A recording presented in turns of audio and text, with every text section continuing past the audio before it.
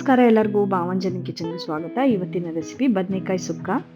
ಇದು ಮಾಡೋಕ್ಕೆ ಬೇಕಾಗಿರೋ ಇಂಗ್ರೀಡಿಯೆಂಟ್ಸ್ ಎಲ್ಲ ಇಲ್ಲಿದೆ. ನಾನಿಲ್ಲಿ ಅರ್ಧ kg ಬದನೆಕಾಯಿ ತೊಗೊಂಡು ಹೆಚ್ಚಿಟ್ಕೊಂಡಿದ್ದೀನಿ. 2 ಮೀಡಿಯಮ್ ಸೈಜ್ ಈರುಳ್ಳಿ, 1 ಇಂಚು ಶುಂಠಿ, 1 ದಪ್ಪದ ಬೆಳ್ಳುಳ್ಳಿ ಬಿಡಿಸಿಟ್ಕೊಂಡಿದ್ದೀನಿ, ಸಾಸಿವೆ, ಜೀರಿಗೆ, ಉಪ್ಪು, ಅರಿಶಿನ ಪುಡಿ, 1 ಟೇಬಲ್ ಸ್ಪೂನು ಧನಿಯಾ ಪೌಡರು, 2 ಟೇಬಲ್ ಸ್ಪೂನು ಖಾರದ ಪುಡಿ, 1 ಕಪ್ಪು ತುರಿದಿಟ್ಕೊಂಡಿರೋ ತೆಂಗಿನಕಾಯಿ, ಎಣ್ಣೆ, ಕರಿಬೇವು ಸೊಪ್ಪು. ಈಗ ಒಂದು ಮಿಕ್ಸಿ ಜಾರ್ಗೆ ನಾನು 1 ಕಪ್ ತುರಿದಿಟ್ಕೊಂಡಿರೋ ತೆಂಗಿನಕಾಯಿ, ಶುಂಠಿ ಮತ್ತು ಬೆಳ್ಳುಳ್ಳಿ ಹಾಕಿ ಒಂದು ಸ್ವಲ್ಪ ನೀರು ಹಾಕ್ತೀನಿ, ಜಾಸ್ತಿ ಹಾಕೋದಿಲ್ಲ. ಒಂಚೂರು ನೀರು ಹಾಕಿ ಇದನ್ನು ರುಬ್ಬಿಟ್ಕೋಬೇಕು.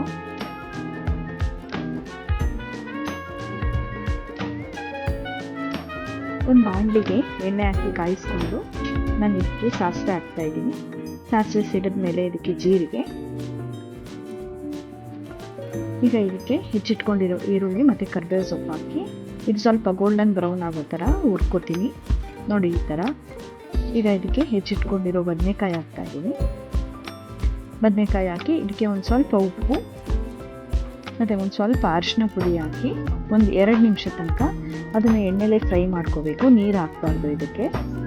ನೋಡಿ ಫ್ರೈ ಆದಮೇಲೆ ಈ ಥರ ಆಗುತ್ತೆ.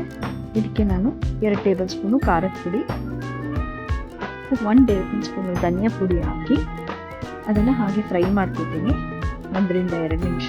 ನೋಡಿ ಈ ಥರ ಆಗುತ್ತೆ. ಎಣ್ಣೆಲೇ ಫ್ರೈ ಮಾಡಬೇಕು, ನೀರು ಹಾಕಬಾರ್ದು. ಇದಕ್ಕೆ ಈಗ ರುಬ್ಬಿಟ್ಕೊಂಡಿರೋ ತೆಂಗಿನಕಾಯಿ, ಶುಂಠಿ, ಬೆಳ್ಳುಳ್ಳಿ ಹಾಕ್ತೀನಿ. ನಾನು ಅದು ರುಬ್ಕೊಂಡಿರೋ ತೆಂಗಿನಕಾಯಿ ಹಾಕ್ಬೇಕಾದ್ರೆ ವಿಡಿಯೋ ಮಿಸ್ ಆಯಿತು. ಈಗ ಹಾಕಿ ನಾನು ಅದನ್ನು ಚೆನ್ನಾಗಿ ಮಿಕ್ಸ್ ಮಾಡ್ಕೊಂಡಿದ್ದೀನಿ. ಇದು ಚೆನ್ನಾಗಿ ಫ್ರೈ ಆಗಬೇಕು. ಇದಕ್ಕೆ ನೀರು ಹಾಕಬಾರ್ದು, ಹಾಗೆ ಮುಚ್ಚಳ ಕೂಡ ಮುಚ್ಚಿ ಬೇಯಿಸಬಾರ್ದು. ಮುಚ್ಚಳ ತೆಗ್ದೇನೆ ಚೆನ್ನಾಗಿ ಫ್ರೈ ಮಾಡ್ಕೋಬೇಕು.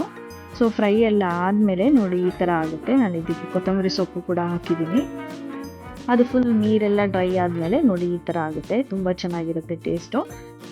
ಇದು ರೊಟ್ಟಿಗಂತೂ ತುಂಬಾ ಚೆನ್ನಾಗಿರುತ್ತೆ. Super combination. ನೀವು ಮನೇಲಿ ಒಂದ್ಸಲ ಟ್ರೈ ಮಾಡಿ, ಟೇಸ್ಟ್ ಹೇಗಿದೆ ಅಂತ ಕಮೆಂಟ್ ಬಾಕ್ಸಲ್ಲಿ ಕಮೆಂಟ್ ಮಾಡಿ. ರೆಸಿಪಿ ಇಷ್ಟ ಆಯಿತು ಅಂದರೆ ಲೈಕ್ ಮಾಡಿ, ನಿಮ್ಮ ಫ್ರೆಂಡ್ಸ್ ಫ್ಯಾಮಿಲಿಗೆ ಕೂಡ ಶೇರ್ ಮಾಡಿ. Thank you.